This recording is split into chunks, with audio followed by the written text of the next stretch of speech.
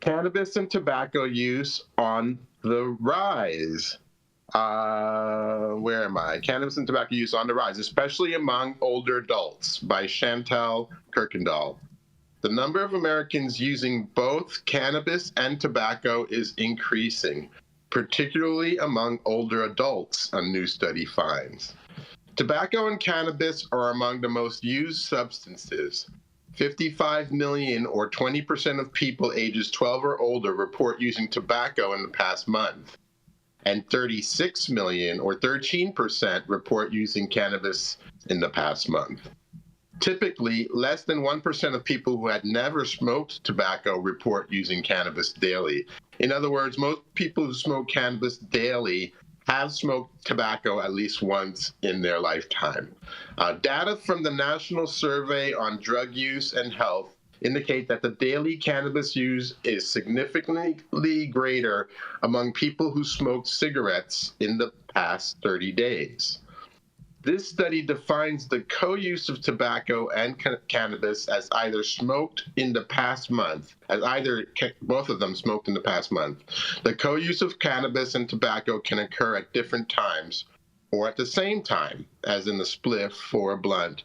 Studies have proposed that the co-use of tobacco and cannabis has health risks, increasing exposure to toxicants and the likelihood of associated anxiety and depressive symptoms. Some studies also report that the co-use of cannabis and tobacco increases the likelihood of nicotine dependence. However, other studies show no effect of cannabis use on tobacco treatment outcomes, indicating that the relationship is just poorly understood. In 2021, 6.4% of U.S. adults reported the co-use of cannabis tobacco in the past month, which is an increase from 5.2% in 2012. Researchers attribute the trend to more states legalizing cannabis and people becoming more accepting of and comfortable with cannabis. When looking at the 2021 data, younger individuals, people with lower educational attainment, and residing in a state with a medical cannabis law were most likely to report co-use, and said lead study author Dana Rubenstein, a fourth-year medical student at Duke University. This study, published in the journal Addictive Behaviors, analyzed data from over 700,000 adults, revealing key trends. The co-use of cannabis and tobacco increased over 2 decades. So did the exclusive use of cannabis. However, the use of tobacco alone decreased. While most demographic age groups experienced a rise in the co-use of cannabis and tobacco, the younger 18 to 25 age group experienced a decline.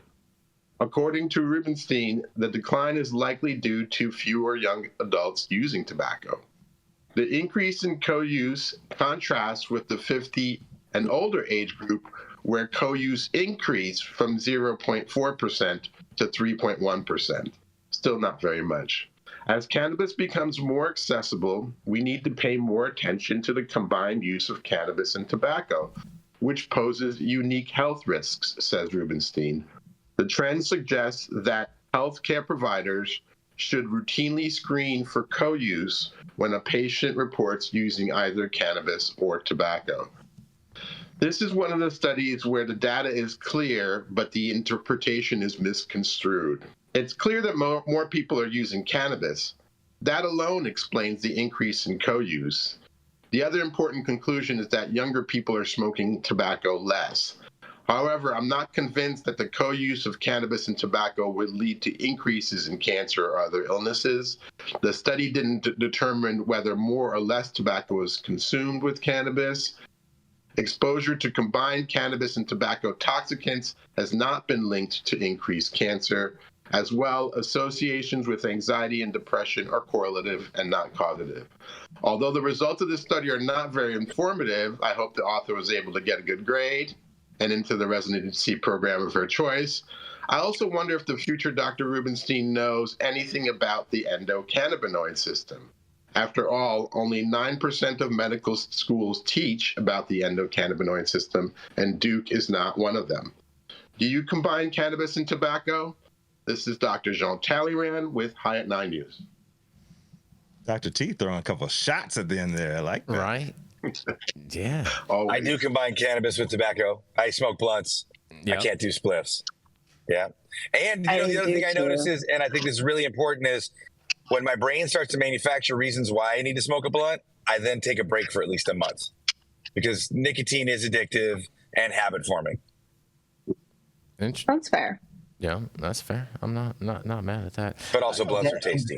And deadly. I've enjoyed a good European cigarette. Nicotine is fucking deadly. Imagine if THC was deadly, right? You mean it can kill you, yes. Tobacco kills 8 million people worldwide every fucking year.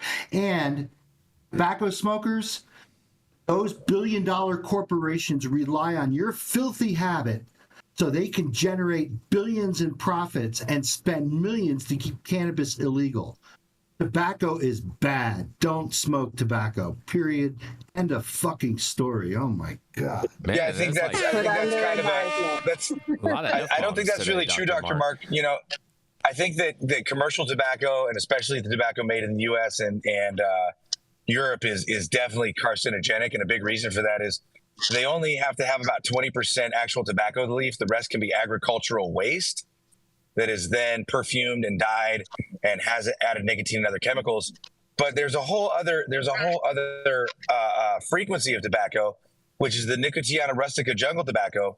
There's a tradition of tobacco curanderismo called tabacieroism, where people actually use tobacco for meditation and curative properties. And there's actually a lot of, and I've learned this from my son being diagnosed with multiple sclerosis, there's actually a lot of neuroprotective effect of nicotine when not smoked. Tobacco snuffs, dry tobacco snuffs have been shown to help protect against ALS, Alzheimer's, Parkinson's, and multiple sclerosis, and to lessen attacks and progression of multiple sclerosis. So I think this, everything, that's a lot of bullshit, man. That's a lot of bullshit right there. I'm calling you out on it. We're talking peer-reviewed scientific studies. If you want to, 60 milligrams of nicotine will kill the average adult person taken orally. Right. 60 fucking milligrams. Yeah. That's all you need. Nicotine is a contact poison. It'll kill you if you touch it.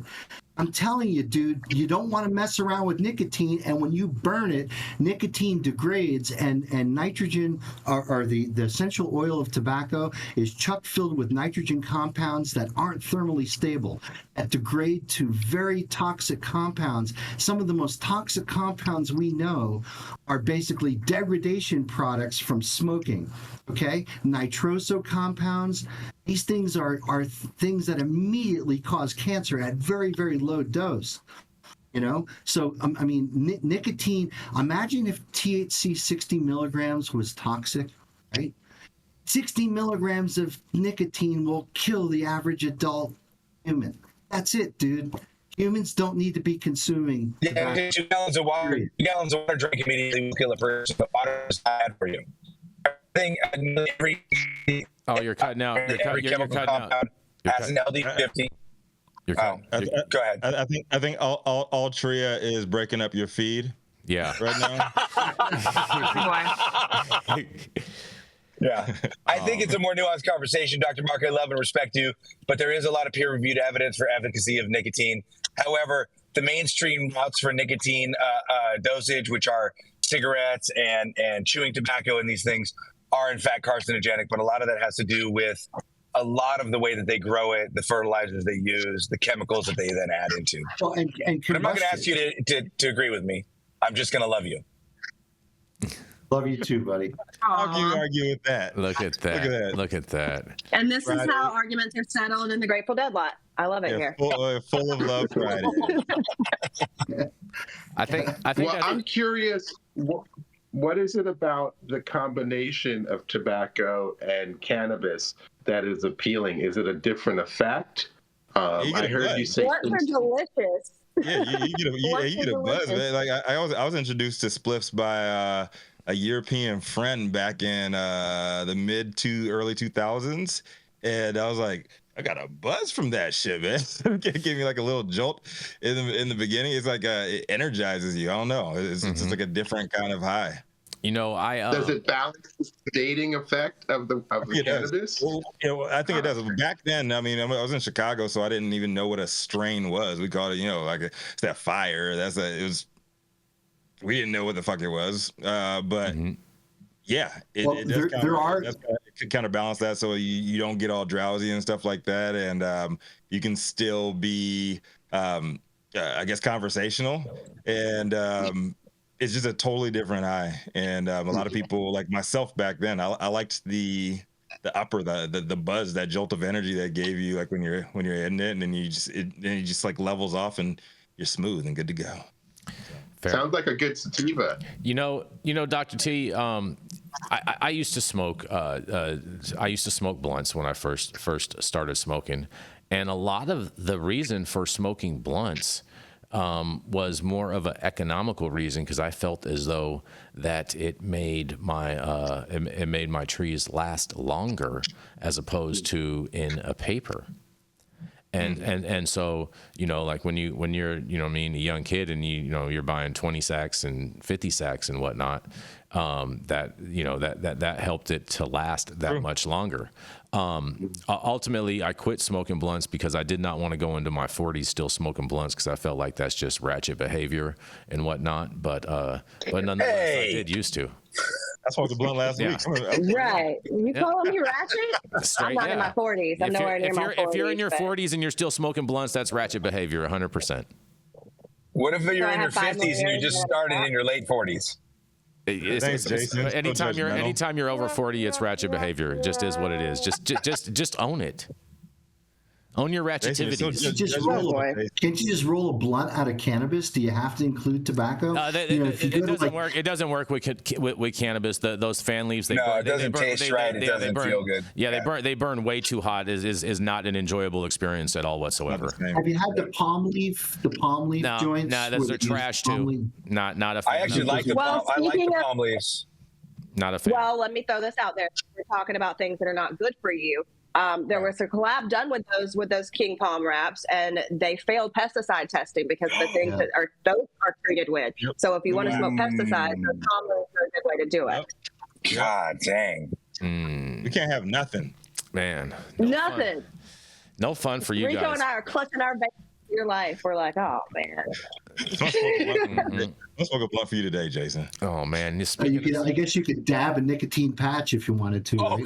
Oh my God! I think you just created a new method of consumption, Dr. Mark. Yeah, don't tell the kids that, Dr. Mark. All of a sudden, it's going to be the new Tide Pod challenge. All of a sudden, do that.